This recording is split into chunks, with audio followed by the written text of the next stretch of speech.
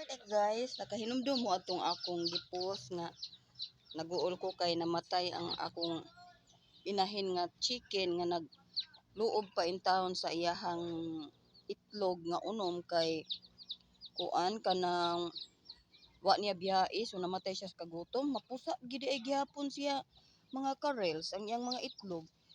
Gilumluman sa isa ka inahan nga silingan niya. Tanawa. Nara iyahang mga itlog napusa. Naapil kay unom ra mong itlog ani.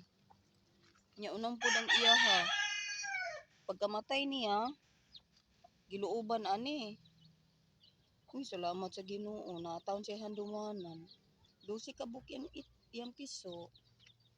Apil na yang adopted, mo-adapt gid sila no. Basta itlog pa.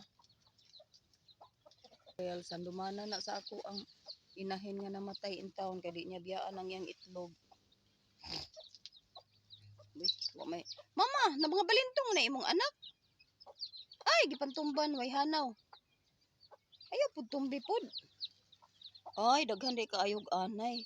Daghan kaayo og kuan mga anay ba. Ay tumbi mong anak atong balintong. Ayaw hapon in town imong anak dulor. Sa punis dulor nga. Tag-unom sila itlog na handumanan sa mama nga namatay nabuhi. Agoy, pali kaluoy nga balintong ang piso. Sumuna siya karels. Salamat ko sa Ginoo. God is good gyud. Namatay ang ilang mama tungod sa gugma sa iyang mga itlog nga di niya biyaan. Pero ang iyang itlog nga giluoban aning silingan nga nagluob, nabuhi pod. Agoy, ang imong piso na natuok na. Nay, di kabalo siya mulibay. Sa man siya ay kanang focus ra kay sa panguwagmot. Wa nagtan-aw na nga tumba ng liog sa iyang piso. Ay, lagpot. Ayaw hapon in town pagtan-aw. Ay, adoy. Mama chicken. Sinana siya karels.